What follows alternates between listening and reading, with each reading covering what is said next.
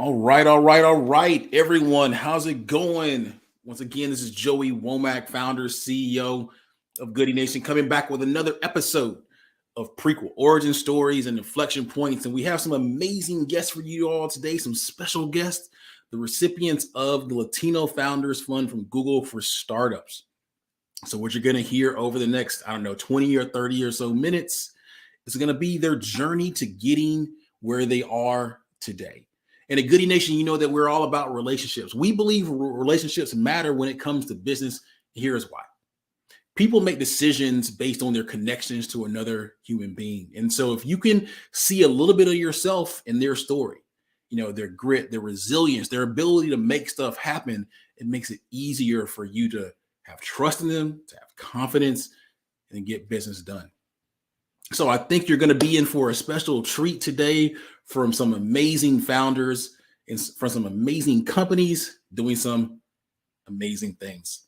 So let's get right to it. We're going to go around the horn with some quick intros. Going to learn a little bit about where they're from and it's a 1 or 2 sentence description of their company. And then we'll double back to hear all the origin stories. So we'll kick it off with Eric. Then we'll go to the Way Out team. Eric. Yeah. Hi, everybody. My name is Eric Alvarez. I'm a Chicago native, military veteran, Latinx CEO and founder of Grapefruit Health. Grapefruit Health, the problem that we're addressing is the massive workforce shortage in healthcare today. We're doing that by creating a net positive semi-clinical workforce around the clinical student where they perform interactions with patients remotely. Awesome. The Way Out team. Hey, everybody. My name is Ruben Gaona, Navy veteran, former Department of Defense employee, and Justice Impacted Person. Justice Impacted Person means that I have some involvement with the criminal system, but I'm also co-founder of The Way Out. Awesome. Eli Rivera, co-founder of The Way Out, CEO. Here at The Way Out, we're breaking the cycle of incarceration through technology and living wage jobs. And we do this through an anti-bias employment platform, as well as a mobile support app for justice-impacted individuals and second chance employers. Awesome. Amy. Hi, everyone. Amy Jarczynski, founder of Kiss and Tell. We're a private social network with integrated group booking and crowdfunding that gets everyone to weddings and gatherings without the headache. Awesome. Osvaldo. Hey, everyone. I'm Osvaldo. I'm the founder of Connect Care Hero. We're a Chicago-based tech company. Connect Hero is a digital health and engagement platform where we use culturally relevant programming to engage older adults in senior living communities using content. Finally, Cristian. Hello, everyone. This is Cristian, originally from Argentina, but based in San Francisco. I'm one of the co-founders of Mindco Health. We develop a combination between Q exposure therapy in virtual reality, mindfulness, and CBT to help people develop healthier behaviors. Our first product is for smoking cessation, and we just released a stress management and burnout prevention product as well. Nice to meet you all. Awesome. Well, so let's get right into it. These amazing founders have some awesome stories, and I want you all to hear them. So you'll hear them speak for 4, 5, 6 or so minutes. We're gonna kick it off with Eric. So Eric, how did you get here? What's your founder journey? Yeah, thanks a lot, Joey, for the kickoff. So if I look back, the very seed of what we're doing at Grapefruit Health, it really popped into my mind in 2017. My wife and I were on a rare vacation in South Africa visiting some friends. And senior isolation and loneliness was starting to gain a lot of traction. This is even pre-pandemic. And my grandma, when I was about 13 or so, we watched her health decline significantly and very fast as she was living in isolation and loneliness. And I've always kind of carried a guilt around that. So around it was really the concept was to use gig economy workers to match them with seniors living in isolation to kind of perform a lot of work. Did some Google searching when we got back and realized there was a company doing this in the Florida region who's now a unicorn, by the way. And there's no less than 30 to 50 kind of companies that are in that space, using, again, gig economy workers. And so I've gotten to kind of cheat a little bit and watch. And at the time I was the chief operating officer of a healthcare startup called Fibroblast that went on to get acquired by EMR giant Cerner. And I still didn't jump into this, life kind of happened and a kid and those kind of things. And I was working for a digital transformation company and was getting really more and more excited about the idea that I felt really ready to jump. But I was watching these companies really struggle with a few things. One was the amount of engagement because gig economy workers are really expensive overall, right? And then on beyond that was like the competition for gig economy workers when you have all these other things that they can do, like driving Uber, and they can make really, really good money. And so for us to go after the underserved populations, knowing that it was never going to be probably B2C anymore, because that's been done and was really successful. But on the B2B side, how do we help providers and payers and government and community health groups really go after those groups? Well, the comp model has to come way down. Well, no one's working for free. You could try volunteers, but that only goes so far. So I'm on faculty at Rush University here in Chicago Medical Center. It's a top 5 MHA program. So I'm constantly with students, and it popped in my head one day in early 2021. What if we build a workforce around the clinical student? Why the clinical student? Well, the clinical student's like so hungry for experience, right? So their clinical rotations today, they actually don't get compensated for those at all. So we kind of figured out that by paying them a stipend, we can utilize clinical students. They win because they get this valuable experience they can't get anywhere else, and they're struggling. Actually, there's a lot of documentation during COVID that these students couldn't find clinical internships, and certainly ones that didn't pay. And so we got really excited. So we started to put together some business models. We did over 100 informational interviews, believe it or not, with stakeholders from like buyers, investors, and students, and all about. We actually still have these all documented. They're pretty cool to go back into. We won a couple of competitions with it, so we felt really strongly. And so in midway of 21, I was feeling really good, and I was like, I'm going to do a pilot with existing technology. There's all these like little light EMRs out there that are web-based you could use, and then just some students and some patients, and see if I can get some things going. Talk to a few investors, and they kind of coached me out of that, saying, look, that would be great. You would have a really cool case study maybe to prove the model, but like you don't have your own tech, then you're gonna have to kind of start from scratch. And I was doing really well at the digital transformation job that I was able to kind of self-fund this. Plus I had won some grants from places like TechRise, P33. And so I was like, you know what, let's do it. Let's take a little bit more time and actually build that MVP. And Osvaldo, who we'll talk later today, connected me with his a nearshore firm that he had a relationship with, which I can't thank him enough for, because it's been an amazing experience. And we built out that technology. So we just wrapped up our first 12-week pilot with students from Chicago State University and Malcolm X College, which has been so cool to see that all come together. We're a team of 6 today. We're fundraising, we're selling. We got some big announcements coming out here too on the Accelerator Fund front. And yeah, just having a lot of fun. So, thanks for letting me share my story. Awesome. So how can people get in contact with you or the company? Yeah, please check out our website. It's actually grapefruit.health. And so we're taking advantage of that health domain that not a lot of people utilize today on there. Or you can also email us at info@grapefruit.health. Would love to talk with you. Awesome. Cool. So next up, we have the Way Out team. You all want to kind of jump in and take it from there? Yeah, most definitely. I'll start with myself. As I stated before, I'm a Navy veteran, also former DOD employee, but I'm also a justice impacted person. In 2017, I've had the opportunity to come home after serving close to a little over 7 years in the federal prison. And, came home with a mindset of mistakes don't define who we are, but what we do afterwards. So I came with a goal that I wanted to be a case manager to show people that were coming out of incarceration, or anyone that was facing any barriers, that you could overcome anything that was thrown in your life. It's just a matter of you having the right opportunity and continue to proceed forward.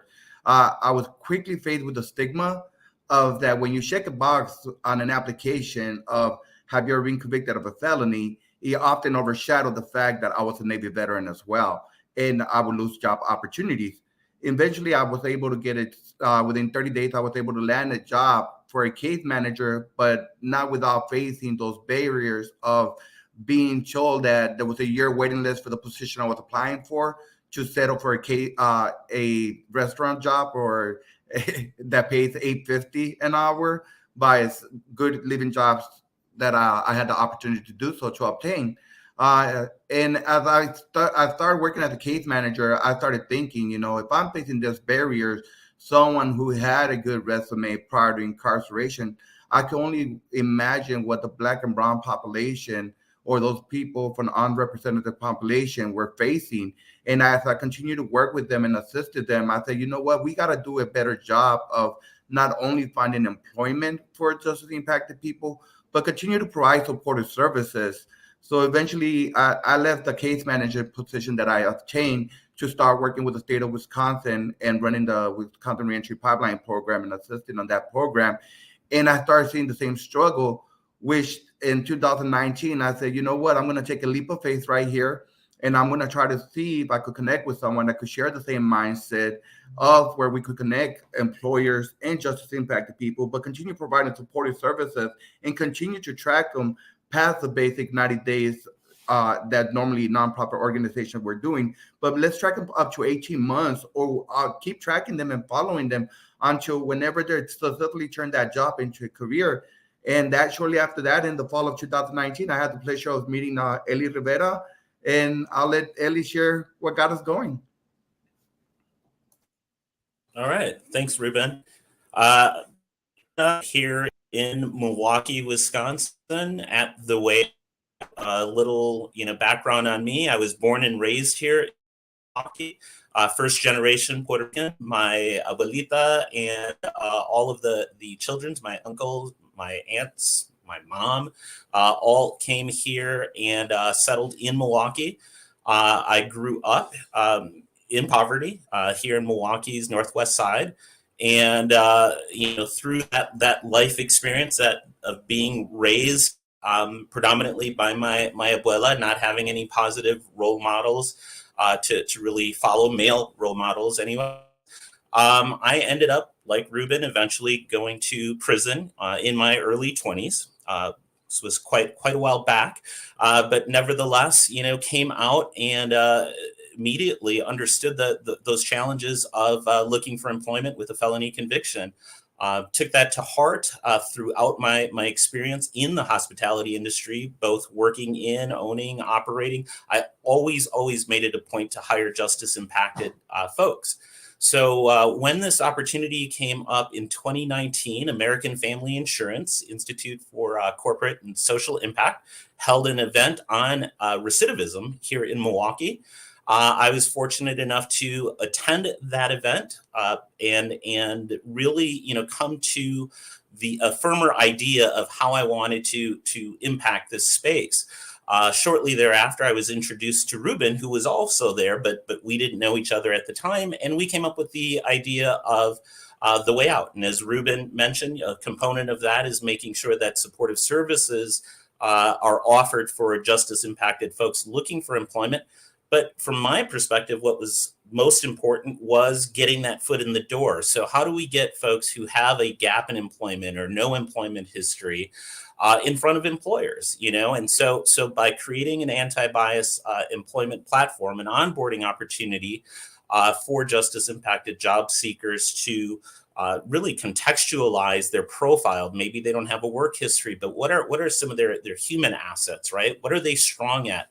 What are some of the things that maybe even in their history of incarceration, what they were doing, how can we translate that into real life experience? And not only that, but how can we, during the application process, make sure that the name gets dropped out, the gap in employment, the zip code, phone prefixes, anything that traditionally may, whether it's conscious or unconscious, create a bias at the HR level, preventing folks from even getting that first interview. So by knocking that out of the way, we were looking to level the playing field.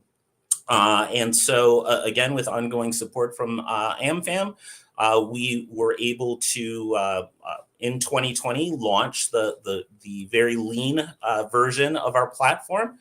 And then throughout 2021, we were able to launch the mobile support app and help returning citizens come back into their areas with supportive services, be it transportation, housing, healthcare, just basic soft skills, whatever it is that those individuals needed prior to being set in an employment opportunity. We wanted to make sure that we could take care of that, so then that person could show up and be their best self.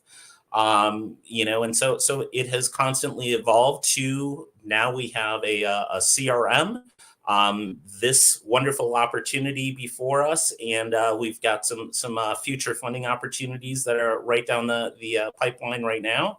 And it's just been a blessing helping folks coming out of incarceration or folks who've been out that have a history of incarceration to re-enter society, to rewrite their story, to continue the journey as a human being, as a productive citizen, and it's really just been extreme extremely satisfying. And most importantly, I have a wonderful business partner and friend in Ruben Gaona. Amazing set of stories. Amazing set of stories. And I love how we're at the same event. How can people get in contact with you or the company? Yeah, so our website is www.twout.org, so twout.org, support@twout.org. And that's really the best way, whether it is, to get in contact with us or, unfortunately, 1 out of every 3 working age adults has some form of a history of incarceration. If you have family or friends you want to refer our way, please share that information with them. Awesome. Thank you all for sharing that story. Next up, we have Amy. Amy, how'd you get here? Well, can I just say what an inspirational story both Ruben and Ellie have? I'm like, wow, after that, bravo to the way out. And I think I now have a new favorite startup apart from Kiss and Tell. So I'm Amy Jarczynski, the founder of Kiss and Tell. We're a private social network with integrated group booking and crowdfunding that gets everyone to weddings and gatherings without the headache. And a little bit about my background, I like to say Kiss and Tell is my life's work. And that's because I spent 12 years of my career, my formative years at The Knot, growing and scaling them globally. And The Knot became, while I was there, the market leader in the digital wedding space. In my early years, I was converting what was a very grassroots bridal show, print, word of mouth industry into this, what became a thriving multi-million and then nearly $1 billion marketplace. Latter years, I handled all of the corporate partnerships.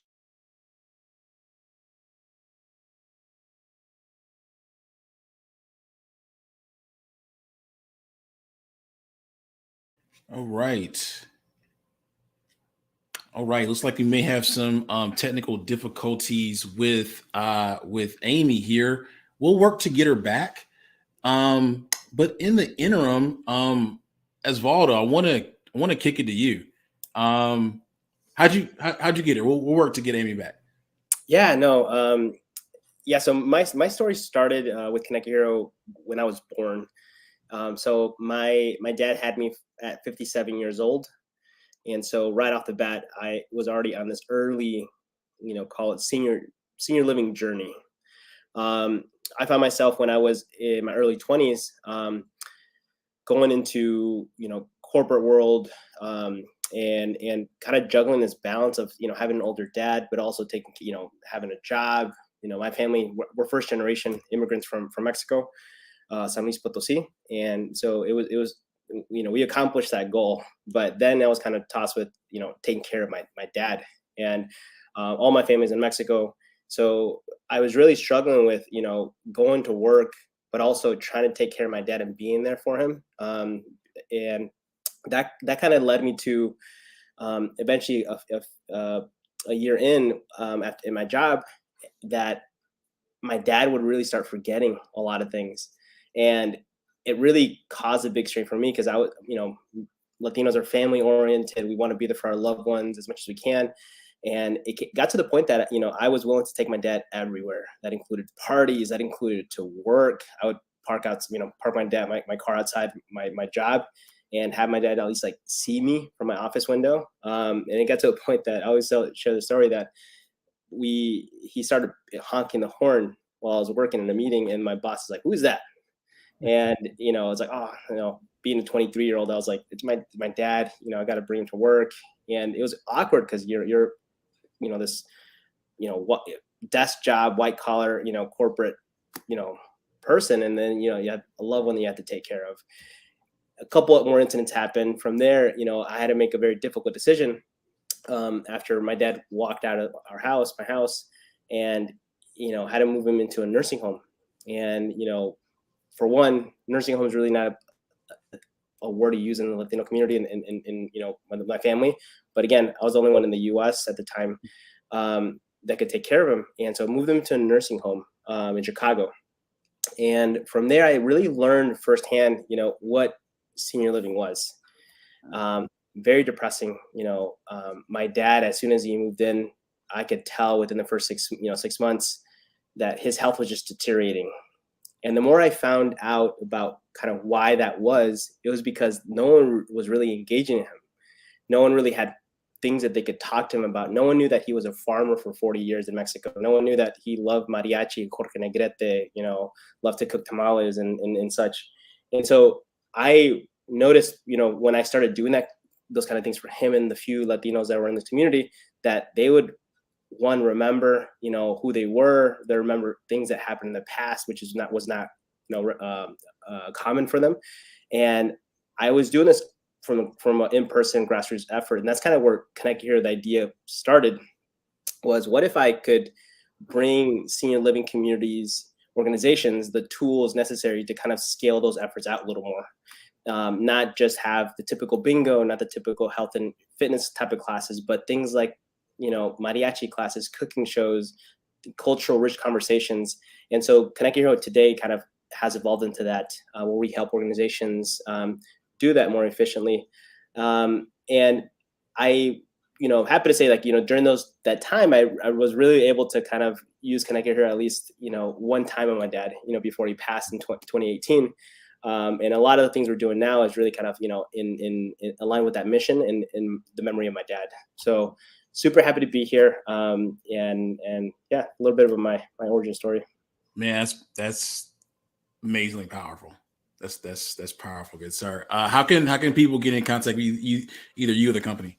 Yeah, so same as everyone. Website, it's www.connectcarehero.com. We serve senior living communities. So if anyone is an activities director or knows an activities director, has a loved one in a senior living community, send them our way. We love working with them and helping them just build a thriving community. So yeah, I know he's proud. Amy, are you back with us? Yes, thank you. I had a little connectivity issues.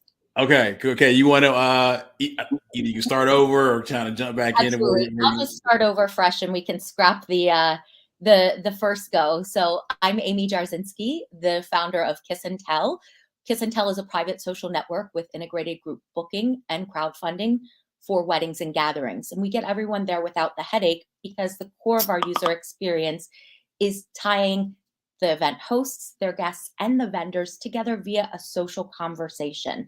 And I came up with this. I like to say Kiss and Tell is my life's work, because I was the face of the knot, grew and scaled them globally, actually for 12 years, and initially created their vendor directory, which was transitioning a very grassroots wedding industry, grassroots word of mouth print, into a thriving multi-million and almost billion-dollar vendor marketplace digitally.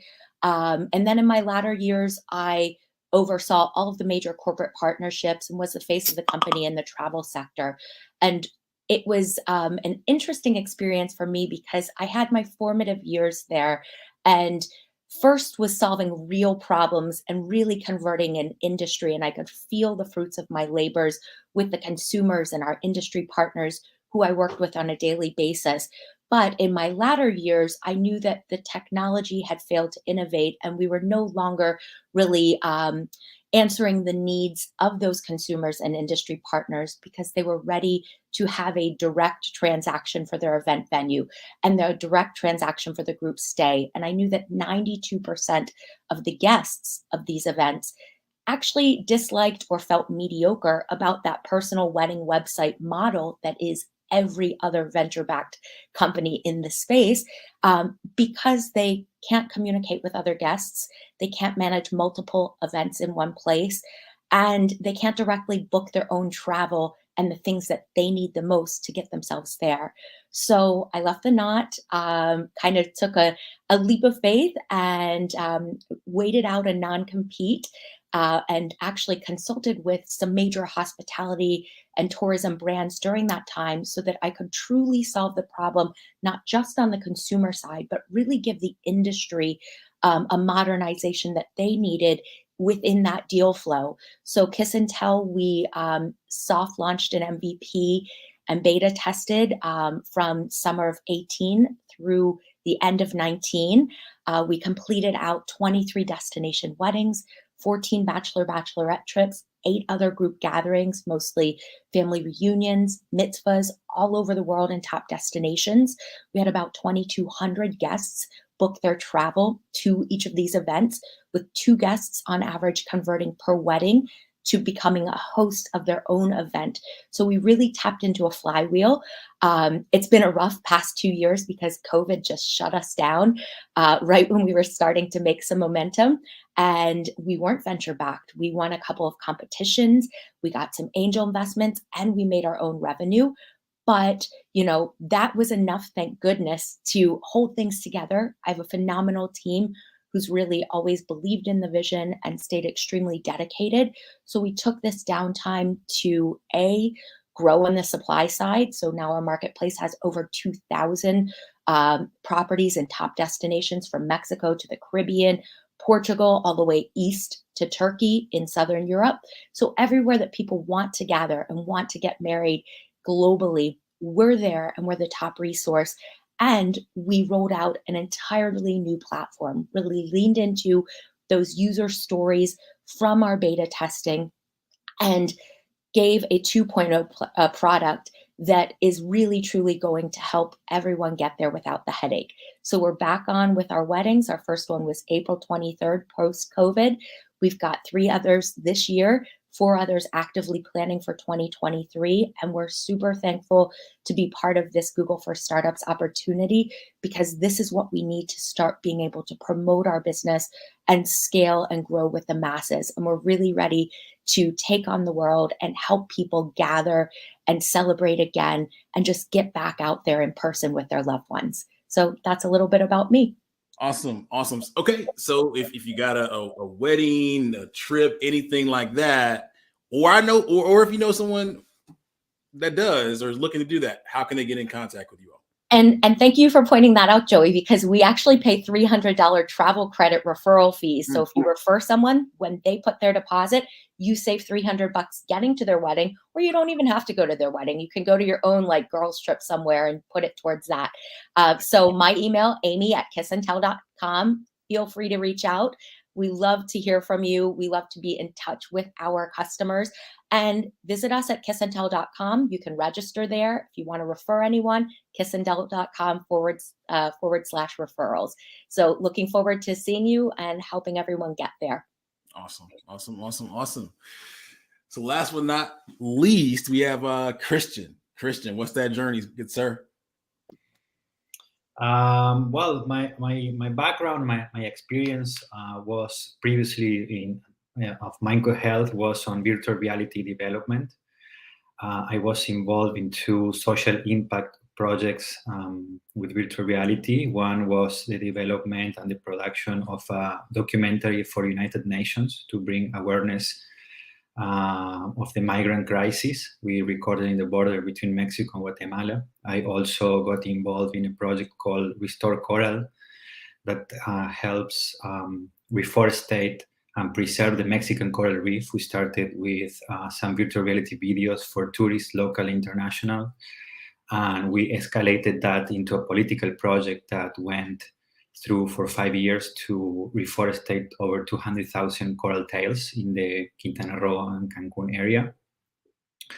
And personally, at the time I was living in Mexico, I have asthma from all my life, and I was smoking at the time. I know, very, very smart of me. And every morning I had this habit of, waking up, going down the store, the convenience store in the corner of my house, and do the line and buy my cigarettes, right? And every morning I was saying, dude, this is not good for you. What are you doing? Here in the dark and the rain and cold and whatever to make you to harm yourself. I was aware, but I also was saying, okay, tomorrow I'll try to stop. And the next day, saying tomorrow. And I also realized that you go to the convenience stores and there's a lot of problems, right? Like 20 different brands of cigarettes, but there are no solutions available. So I got together with my 2 other co-founders. They came to Mexico. We started researching how to use virtual reality to help people change behaviors. We discovered that they were doing some virtue exposure therapy for phobias, for example. So we thought it could work. We worked for, say, 30, 40 days on an MVP. We drove from Mexico City to Austin for the Southwest. We pitched everywhere we could, and we found we met a Mexican-American investor called Valero, that they told us, hey, if you guys can be in San Francisco on Monday, I invest in you guys and you can start the Google Launchpad Accelerator program. So, you know what, we drove back to Mexico City, we pick our stuff, and that's how can it kickstart our journey. One of the things that we're very proud is that we publish clinical research with a Johns Hopkins university researcher. We achieved 3 times more efficacy rate than standard of care, for example, the patch. As we speak, we are running another clinical research with Stanford Healthcare for cancer patients.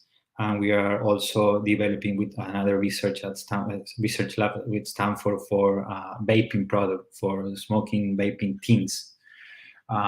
So yeah, that's a little bit of our journey. Man, that is amazing. There's so much. So I have an issue. I'm going to admit it now. Some of my close friends know that I have an issue with energy drinks, and so same thing. Every morning I go to a convenience store, yada yada yada. So no, I love the story. I love the part about South by Southwest as well. Man, all of you all are doing amazing things. This has been an absolute joy to listen to. Before Cristian, how can people get in contact with you? I forgot. On the Our website is mindco.health. You can reach out at my email as well, Cristian@mindco.health. Cristian is without H. So yeah, please shoot me an email if you have any questions or comments. Nice to meet you all as well. Awesome. Okay, so let's do this, good people. Everyone out there watching, you all heard some amazing stories, right? Amazing stories, journeys that I think we all can connect to in some way, shape, or form. So I got one ask for you. Figure out a way to support. And so when I say support, it really comes down to one or two, maybe 3 things, right? Either buy from them, become a user, a customer, or a partner, or invest in them. If you can't do any of those things, however, I'm sure you know someone who can.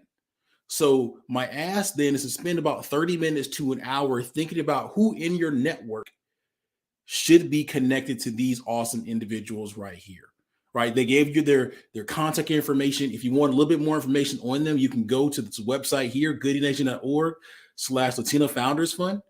Follow the instructions, click on their card on the site. You'll see a little bit more about them, their industries.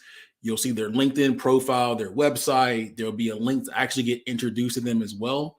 But the ask is simple. Spend 30 minutes to an hour figuring out how you can help them, but also their cohort mates from the Latino Founders Fund as well. If you can do that every month for about 6 weeks or 6 months or so, I think it'll turn into a habit. And if you and your network does that, that's how we create a culture about supporting diverse founders and social entrepreneurs from all backgrounds. Okay? That's what we call being intentionally good. So again, my ask, visit this website, select the founders you want to support that you can support. You make the world a better place. All right. So this is all for this episode of Prequel, Origin Stories and Inflection Points, the special edition for the Google for Startups Latino Founders Fund. We'll be back tomorrow with another amazing episode. Be safe, y'all. Outwork yesterday. Stay magnetic.